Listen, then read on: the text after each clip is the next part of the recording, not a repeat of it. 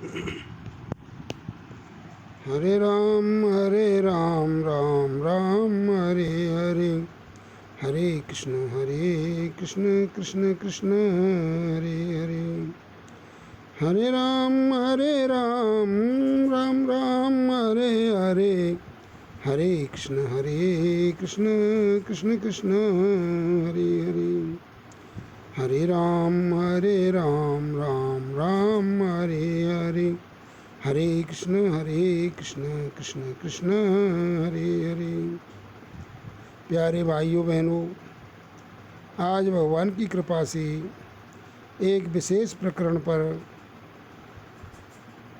भगवत प्रेरणा से कुछ कहने की इच्छा हुई है, और वो ये है कि कलयुग के गुरु, सभी कलयुग के गुरु गुरु नहीं हैं। बहुत कम ही कलयुग के गुरु हैं, और वे बहुत ही, मैं क्या कहूँ कि एक तरह से दिखावे में नहीं है। तो इस बात पर हम विचार करते हैं कि आजकल के लोग, आजकल के गुरु इस चौपाई को, जो कि तुलसीदास जी द्वारा रामचरितमानस में बताई गई है कि गुरु बिन भवनद तरय न कोई, ज्यों बिरंच शंकर सम होई। इसका सहारा लेकर के और वे लोग कहते हैं कि भाई कोई भी व्यक्ति बिना गुरु के पार नहीं हो सकता। और वो, लेकिन ये चौपाई कहाँ कही गई है, कैसे कही गई है, इस पर विचार नहीं करते। इस चौपाई को आप देखेंगे तो उत्तरकांड में जब काकभूषुंड जी के पास गरुण जी जाते हैं, और जब गरुण जी का मोह खत्म हो जाता है, पूरी कथाएं सुनने के बाद मोह खत्म हो जाता है, पहले भी हो जाता है और बाद में भी कथा भी सुनते हैं, उसके बाद वो बहुत प्रसन्न होकर के हो जाते हैं और फिर काकभूषुंड जी की एक तरह से चरणों में सिर रख देते हैं। तब ये चौपाई आती है, गुरु बिन भवन तरय न कोई, जो ब्रंच शंकर सम होई। तो कहने का मतलब ये है कि गरुड़ जी को जो मोह हुआ था, और उसको जब काकभूषुंड जी अनेक प्रकार की कथाएं कहकर और अपने आश्रम के प्रभाव से ही उनका दूर हो गया था मोह। तो कहने का मतलब है कि फिर बहुत सारी कथाएं उन्होंने भगवान की कही। जब उनका चित्त, गरुड़ जी का चित्त भगवान श्री राम के चरणों में पुनः अच्छी तरह से लग गया, उनका सारा संशय जाता रहा, तब ये चौपाई आती है। तो इससे ये सिद्ध होता है कि गुरु वो है जो शिष्यों को, अथवा जो भी उनके पास जाए, उनको भगवान के चरणों में प्रेम उत्पन्न करे, भगवान की भक्ति प्रदान करे, तो वो तो गुरु है। लेकिन आजकल बहुत सारे गुरु ऐसे हैं जो भगवान को, तो क्या कहें, वो कहते हैं कि गुरु और भगवान एक ही है। अब ये चौपाई तो कहाँ कही गई है कि भगवान के चरणों में प्रेम उत्पन्न हो गया है, दोबारा से जो मोह हुआ था वो दूर हो गया है, तब ये चौपाई कही गई है। तुलसीदास जी किसी भी बात को कहने से पहले उसके, मैं कई बार बता चुका हूँ इस बात को, कि कोई भी बात, कोई भी सिद्धांत कहने से पहले वो दृष्टांत पहले देते हैं। तो ये चौपाई का अर्थ ऐसे नहीं करें कि भाई गुरु चाहे अपनी फ़ोटो की पूजा करा रहा है, वो इसी को कह दे कि गुरु बिन भवन तरय न कोई, जो ब्रंच शंकर सम होई। बहुत से भैया तो ऐसे ही गुरु बन गए राम और कृष्ण तो पुराने ज़माने के हो गए भाई, वे तो बासी गुरु हो गए, वो तो सदगुरु आज ज़माने का गुरु चाहिए। तो ऐसे गुरु बिल्कुल भी नहीं है जो अपनी फ़ोटो की पूजा करवा रहे हैं, भगवान से दूर ले जा रहे हैं, भगवान को तो बासी गुरु बता रहे हैं। वो तो भाई पुराने ज़माने के हो गए रामकृष्ण, तो उन गुरुओं की काम नहीं चलेगा। बताओ, भगवान भी कभी पुराने होते हैं क्या, जो सदा हैं, सर्वत्र हैं और सर्वव्यापक हैं? बताओ, ऐसे लोगों को क्या कहें?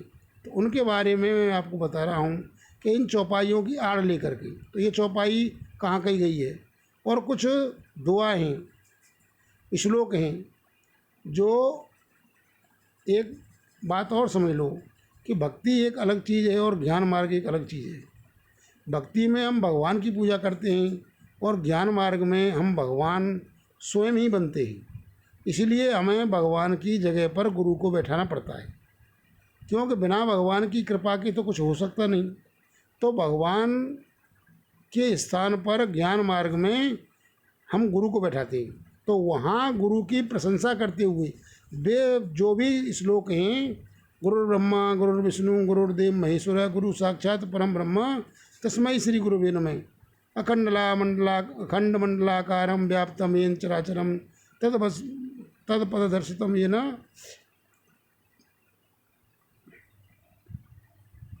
अखंड मंडलाकारं व्याप्तं येन चराचरं तत्पदं दर्शितं येन तस्मै श्री गुरुवे नमः आदि आदि जो श्लोक और भी श्लोक हैं ये कहे गए हैं। तो वे ज्ञान मार्गियों द्वारा ये कहाँ आते हैं पता है आपको? ये स्कंद पुराणों के गुरु गीता में आते हैं। तो कहने का मतलब है कि वहाँ गुरु और भगवान एक ही चीज़ है। यानी कि ज्ञान मार्गियों में वेदांतियों में वो कहते हैं कि जो कुछ भी है वो एक ही है और वो मैं ही हूँ, यानी वो भगवान है और भगवान मैं हूँ। ऊंच नीच गुण दोष सब जड़ चेतन और पार एक ब्रह्म है वो हूँ मैं मानत ज्ञानी यार। तो ऐसी चीज़ मानने पर फिर उनका क्या होगा? पतन हो जाएगा।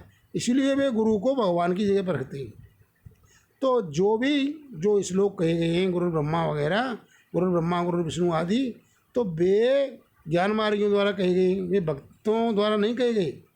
लेकिन ऐसे नहीं है कि भाई भक्ति मार्ग में ले जा रहे हैं और अपने फोटो की पूजा करा रहे हैं, तो वे तो किसी दीन के ही नहीं है। ऐसे गुरुओं की बिल्कुल भी नहीं सुनी, क्योंकि ये कलयुग है।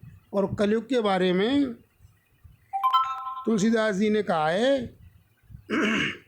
कि भाई गुरु शिष्य अंध बधिर कर, जब कलयुग का वर्णन करते हैं तो गुरु के बारे में तुलसीदास जी लिखते हैं, गुरु शिष्य अंध बधिर कर लेखा और एक न सुने एक नहीं देखा। तो ऐसी स्थिति है कलयुग में।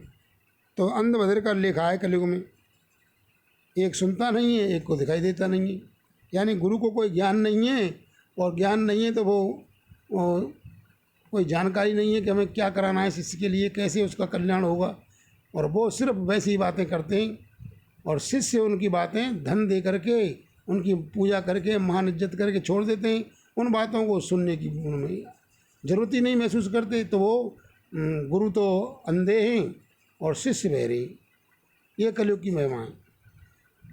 और फिर इसलिए आगाह करते हुए तुलसीदास जी इस बात को भी लिखते हैं कि हरें शिष्य धन शोकन हरें सो गुरु घोर नरक में पड़ें। अगर कोई इस लोभ लालच से कि भाई शिष्य मज़े मारेंगे, आजकल ऐसे ही गुरु हैं कि भाई क्या है, बहुत सारे लोग पढ़ गए, नौकरी लगी नहीं है, तो बस वैसे ही धंधे में लग रहे कि भाई लोग मेरे चेला और चेली हो जाएंगे, पैसे कमा कमा कर लाएंगे, मैं मज़े मारूंगा और पूजा भी करेंगे, तो पैसे भी आ गए, कीर्ति भी हो गई और मान सम्मान भी मिल गया। तो इससे ज़्यादा बढ़िया क्या होगा? तो धंधा बहुत अच्छा है। तो कलयुग में ऐसे लोगों को समझाते हुए, फटकारते हुए कहते हैं तुलसीदास जी कि हरे शिष्य धन शोकन हरई सो गुरु घोर नरक में पड़ें। तो इस बात को ध्यान रखें। अब मैं ये और बता देना चाहता हूँ कि भगवान के अलावा हमारा कोई हितैषी नहीं है। इस बात को तुलसीदास जी दूसरी जगह बताते हैं। इन बातों को भी हमें गौर करना चाहिए कि भाई अगर गुरु ही गुरु है तो फिर ये बातें कहाँ से आ गई? भाई शास्त्र एक बात को दूसरी बात से काटता तो है नहीं, तो काटता नहीं है वो। इन बातों को समझो, जो मैंने दो कारण बताए हैं ऊपर, उन बातों को समझो। तो भगवान में जो चला लगावे, भगवान में जो प्रेम पैदा करे, वो गुरु है। वही आदमी, वही संत, वही कोई ज्ञान है, वो गुरु है। अब ऐसे नहीं है कि साहब अपने हम लगा रहे हैं, अपनी इज्जत कर रहे हैं अपनी, और कह रहे हैं भाई भगवान से बड़ा तो संत होता है, गुरु सबसे बड़ा है, भगवान के बराबर। और कभी कभी कहते थे भगवान से ही बड़ा है साहब, राम जी कह रहे हैं भैया। तो तुलसीदास जी उसी बात को कह रहे हैं कि उमा राम सम हित जग माही और गुरु पित मात बंद प्रभु नाही। तो ये वही तुलसीदास जी हैं। इन बातों को समझो। कोई तुलसीदास जी ऐसी बात तो है नहीं, एक जगह कुछ कह देंगे, दूसरी जगह कुछ कह देंगे। तो तुलसीदास जी कह रहे हैं कि भाई वो गुरु है जो भगवान के चरणों में प्रेम पैदा कर दे। क्यों? क्योंकि अगर ऐसा गुरु नहीं है तो उमा राम सम जग हित माही। हे उमा, शंकर जी के द्वारा कहलवाया है कि संसार में कोई भी हमारा भगवान के समान हितैषी नहीं है। गुरु पे तो कोई भी का मतलब सब नाम दिए, गुरु सबसे पहले लिया है। गुरु पे तो मात बंधु प्रभु नाही। न तो गुरु है, न पिता है, न माँ है, न कोई भाई है और न कोई स्वामी है। जो भगवान के चरणों में लगाए वो तो ठीक है, नहीं लगाता है तो वो नहीं है। क्यों? कि इसी बात को फिर आगे बताते हैं दूसरी जगह तुलसीदास जी, जाके प्रिय न राम बेदेही और तजिए ताए कोट बैरी सम यद्यपि परम सनी। भाई जो भगवान के चरणों में नहीं लगाता, भगवान से प्रेम नहीं सिखाता, भगवान जिसको प्यारे नहीं लगते, वो तो चाहे कोई भी हो। और इसी लाइन में आगे कहते हैं कि भाई प्रहलाद ने अपने पिता को तज दिया, तजो पिता प्रहलाद, कि नहीं, और विभीषण ने अपने भाई को तज दिया, और ब्रज की स्त्रियों ने अपने पतियों को छोड़ दिया, और फिर बलि ने अपने गुरु को छोड़ दिया। जब भगवान वामन की उसके लिए आए थे दान लेने के लिए, तो उनके गुरु ने, शुक्राचार्य जी ने मना किया था कि मन दो भाई, ये तो फलाना है। तो उन्होंने कहा नहीं भाई, मैं आपकी नहीं मानूंगा, तो गुरु को भी छोड़ दो। तो ये बात तुलसीदास जी तो कह रहे हैं। तो वो बात मैंने अभी बताई है, उस बात को इस तरह से समझें। फिर आगे भागवत में चलते हैं। तो भागवत में भी ऋषभदेव जी अपने बच्चों को बुला करके कहते हैं कि हे पुत्रों, जो पिता अपनी संतान को भगवान के चरणों में प्रेम नहीं सिखाता, भगवान से नहीं जोड़ता, वो पिता पिता नहीं है। और वो गुरु भी गुरु नहीं है जो अपने शिष्यों को भगवान में प्रेम नहीं सिखाता। ऐसे को बिल्कुल ही त्याग देना चाहिए। तो इस बात को इस समय से समझें। और आगे भी मैं बताता रहता हूँ कि भाई भगवान श्री कृष्ण स्वयं गीता जी में कहते हैं। बहुत से भैया कह देते हैं कि भाई चलो भाई, भगवान कह रहे हैं कि भाई वहाँ जाओ, तो भगवान ने तो सारी चीज़ें बताई हैं गीता जी में। गीता जी सर्वशास्त्रमयी है। और फिर उसमें जोर क्या दिया गया है, वो उन्होंने अपने शरण पर दिया है जोर। देखो क्या कहा है उन्होंने कि देवी ऐसा गुणमयी मम माया दुरतया मामे में प्रपद्यन्ते माया मेताम तरन्ति थे। हे अर्जुन, मेरी जो माया है, जो देवी गुणों से युक्त है, बहुत ही दुस्तर है, इसको पार पाना बहुत कठिन है। लेकिन मामेव, जो मेरी ही ए माने ही, जो मेरी ही शरण में आ जाता है वो इससे पार हो जाता है, अर्थात मैं उसे माया से पार कर देता हूँ। लेकिन वो ये नहीं कह रहे कि मेरी और गुरु की शरण में आ जाता है, इस बात को ध्यान रखो। और फिर इस बात को भी आगे भी कहा है उन्होंने लास्ट में। संतों का मत है कि सारे शास्त्रों का सबका निचोड़ तो गीता जी है, और गीता जी का निचोड़ ये श्लोक हैं जो मैं बता रहा हूँ। सर्वधर्मान परित्यज्य माम एकम शरणं व्रज अहमत्वा सर्व पापेभ्यो मोक्षयिष्यामि मा शुचः। सर्वधर्मान परित्यज्य, सारे धर्म जो बताए उन्होंने अध्याय 2 से लेकर के और 17वीं तक, तो फिर उनके बारे में बता दिया है कि सर्वधर्मान, जो भी बताया वो छोड़ दे और मेरी शरण में आ जा। सर्वधर्मान परित्यज्य माम एकम, मेरे, केवल मेरी शरण में आ जा, मेरी एक की, जो ना कि मेरी और गुरु की शरण में चला जा। तो इस बात को समझो। और इसको बताने से पहले उन्होंने कहा है कि मन मनवा भव मद भक्तो मद्याजी माम नमस्कुरु। केवल मेरे मन वाला हो, यानी मन को मेरे में लगा। ऐसे नहीं कि मेरे में लगा और गुरु में लगा, मेरे में लगा, मेरा ही भक्त हो और मेरी ही पूजा कर, मेरा ही ध्यान कर। और मन मना भव मद भक्तो मद्याजी माम नमस्कुरु, मेरे को ही नमस्कार कर। तो कहने का मतलब यह है कि जो व्यक्ति, जो गुरु हमें, जो ज्ञान हमें भगवान में प्रेम उत्पन्न करता है, वो तो गुरु है। और इसके विपरीत जो कुछ भी कर रहा है वो गुरु नहीं है। इस बात को बिल्कुल समझ लो। और कलयुग में ज़्यादातर ऐसे ही पाखंडी है। इसलिए हमें क्या करना है, हमें भगवान की शरण लेनी है। सीधे चले जाओ, अरे भगवान हमारे, तुमेव माता च पिता तुमेव बंधुश्च सखा तुमेव विद्या द्रविणम तुमेव सर्वम मम देव। भगवान तो सब कुछ है हमारे, माता पिता भी ही हैं। तो उनसे सीधे जाओ। भला से कहते हैं नहीं साहब, अरे बिचौलिया की पिता के पास जाने के लिए, माता के पास जाने के लिए बिचौलिया की ज़रूरत पड़ती है क्या? सो गुरु की ज़रूरत पड़ेगी। और अगर कोई बढ़िया आदमी है तो भैया गुरु ठीक है, लेकिन गुरु क्या आएगा, वो भगवान तो दूर चले गए, वो तो पुराने हो गए, दूसरे युग के हो गए। अरे आज के युग का आदमी चाहिए, आज के युग का गुरु चाहिए, अरे सदगुरु चाहिए, वो बासी गुरु हो गया। अरे भैया क्या बकवास कर रहे हो तुम, भगवान भी बासी हो गए। बस ऐसे गुरुओं को बिल्कुल दूर से ही नमस्कार कर दो। ये भी गुरु गीता में लिखा हुआ है कि जो व्यक्ति लंपट है, ढोंगी है, झूठा है, पाखंडी है, स्त्री लंपट है, ऐसे को तो गुरु बना लिया है तो भी दूर से प्रणाम करके भाग जाओ। इसलिए इन बातों को ध्यान रखो और भगवान की शरण ले लो। सारी बातें ये भगवान की शरण लेने के लिए कही जा रही हैं। जो भी बात कही गई है कि गुरु बिन भवनित तरह न कोई, वो भी भगवान में मोह उत्पन्न हो गया था। भगवान का मतलब भगवान के चरित्र को देख करके गरुड़ जी को भ्रम उत्पन्न हो गया था, उसको काकभूषण जी ने दूर कर दिया, तब ये चौपाई आती है। तो ऐसे नहीं है कि भगवान को तो मानने बासी, वही पुराने ज़माने का हो गया, आजकल का है, आज के ज़माने का, आज का मौजूदा आज गुरु चाहिए साहब। तो भगवान कृष्ण तो बेकार हो गए, मौजूदा गुरु चाहिए। ऐसे गुरुओं को तो दूर से ही त्याग दो अगर अपना कल्याण चाहते हो तो, क्योंकि तुम्हारा मामला ही फेल हो जाएगा। इस बात को ध्यान रखें और भगवान से प्रेम उत्पन्न करने वाले शास्त्र पढ़ें, भगवान की शरण लें और शास्त्र सम्मत चलें। ये कहीं से कहीं ले लिया अर्थ और पता नहीं क्या क्या अर्थ कर देते हैं। जासु नाम, अरे तुलसीदास जी रामायण में लिख रहे हैं कि राम नाम, वो पता नहीं क्या कहाँ से कहाँ भाई। बताओ, शास्त्रों को आप पढ़ो, किसी भी कोई पढ़ लो, भागवत को पढ़ लो, रामायण को, रामचरितमानस को पढ़ लो, सारी बातें क्लियर लिखी होती हैं उनमें।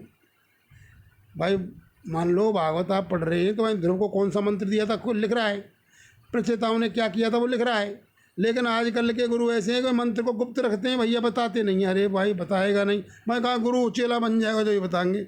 भाई भगवान, किसी संत ने तो कभी चेला बनाया नहीं, किसी शास्त्र में तो कोई चीज़ गुप्त रखी नहीं, सब खोल खोल करके बता रहे हैं कि भाई ध्रुव ने ये मंत्र जपा था, फलाने ने ये किया था, कल संतरणोपनिषद में लिखा हुआ है हरे राम राम राम हरे हरे, हरे कृष्ण कृष्ण कृष्ण हरे हरे, खोल करके लिख रखा है। और जो गुप्त बता रहे हैं, और ये 5 नाम है, ये 3 नाम है। अरे भैया, पर्वत पर बैठी देवी काहे की चना चबा रही है। ये कहानी आपने सुनी होगी कि एक राजा को किसी ने, मूर्ख राजा था, किसी ने कह दिया कि भाई पर्वत पर बैठी देवी चना चबावे, अब ब्रह्म का मतलब ये है। और फिर उसने साहब संतों से पूछा क्या मतलब है ब्रह्म का, कोई कुछ बतावे शायद सम्मत, उसको जेल में डाल दे। तो ये बात धीरे धीरे किसी अच्छे संत तक पहुंची। उन्होंने कहा भाई बहन ये क्या हो रहा है, तो इसको बात कारण क्या है, इसको देखो। तो फिर उन्होंने जानकारी करवाई, ये आपने कथा सुनी है, वहाँ रानी द्वारा जानकारी करवाई किसी दूती द्वारा। तो फिर बताया कि वहीं पर्वत पर बैठी देवी चना चबावे। तो उस संत ने आकर के भी कहा कि वहीं पर्वत पर बैठी देवी चना चबावे, इसका मतलब है ब्रह्म। तो वो राजा बड़ा खुश हो गया, क्योंकि वो तो मूर्ख था। फिर मैंने कहा बताओ मांगो क्या मांगते हो, भाई सबको छोड़ दो भैया, ने भक्तन ने संतन ने। तो उन्होंने छोड़ दिया। फिर उन्होंने कहा भाई आप तो बड़े विद्वान हो, आप हमें बताओ क्या करें। मैंने कहा भैया शास्त्र पढ़। तो उनके लिए जब शास्त्र पढ़ाए तब उन्हें पता पड़ा कि भाई ब्रह्म क्या है, वो क्या अर्थ है, क्या पर्वत पर बैठी देवी चबाना उसका अर्थ है क्या। तो ऐसे ही गुरु हैं आजकल के, जो बातों को बतंगड़ बना रखा है, गुप्त है गुप्त है, नाम दान देंगे, पता नहीं क्या नाम देंगे, क्या रा रंग सोहंग, क्या रा बताते हैं, ज्योति निरंजन, अलख निरंजन, पता नहीं ओम सोहम रा रंग। अरे बेही तो नाम है भगवान की, उनको कहाँ से कहाँ तोड़ मड़ोड़ करके। सोहम ज्ञान मार्गियों का है, रा रंग ये अपने योग मार्ग में चलते हैं, चक्र हैं ये, बम रम यम लम, वो जानते कुछ भी नहीं है, 2 अक्षर ले लिए बस मैं गुरु, और उसको गुप्त चुप और रखते हैं, पता नहीं कहाँ से सीखे हैं इन्होंने। ऐसी बातों को बिल्कुल भी ध्यान नहीं दें, भगवान का शरण लेकर के। और मैं एक बात बताता हूँ, मैंने अच्छे संतों के मुख से सुनी है कि किसी भी शास्त्र को आप गुरु मान लो, उसकी पूजा करो और उसको सुनो। अगर अनपढ़ हो तो, और पढ़े लिखे हो तो उसको पढ़ो, उससे प्रार्थना करो, हे गीता मैया, हे रामचरितमानस मेरी समझ में आ जा, मेरा कल्याण कर दे। भगवान से प्रार्थना करते रहो, शास्त्र से प्रार्थना करते रहो, आपका अवश्य कल्याण हो जाएगा। ऐसा मेरा अपना अनुभव है और संतों से मैंने इसे सुना है। इसलिए कोई गुरु के बारे में ज़्यादा चक्कर में मत पड़ो, इन बातों पर ध्यान करो और कलयुग के गुरुओं से बचो, अपना कल्याण करो भगवान की शरण लेकर के। धन्यवाद। ओम बोलो।